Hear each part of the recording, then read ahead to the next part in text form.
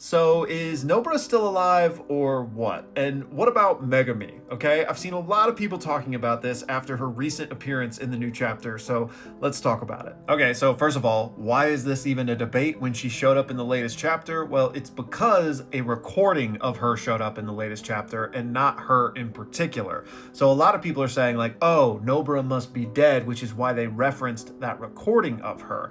However, I don't think that's definitive, and in fact, I think this points to that she is actually alive, even though it was a recording of her. Okay, so why do I think she's alive if that was a recording? Well, context matters. What was the subject of that recording? They were asking Nobara for any information on Yuji, and we know that they are currently trying to find Yuji. So it only makes sense that they sent out probes to find out whatever they could. Now, Nobara maybe couldn't be bothered to come down to HQ and present this information to everyone. She's 80 years old, right? So instead, they sent someone out to her and recorded what she said. On top of the context mattering for the current situation, they're looking for Yuji. Also, what she says implies that she's still alive, the fact that she's old and hasn't seen Yuji since the last funeral, and finally, that if you find him, give him this message from me. So unless, she also helped people find Yuji years ago before she died, she's still alive. But what about Megumi or Toto or anyone else from the original run of JJK? And really, it's impossible to say, right? We just don't have enough information. But what we do know is that Yuji has clearly reached a point where he's tired of watching his friends die.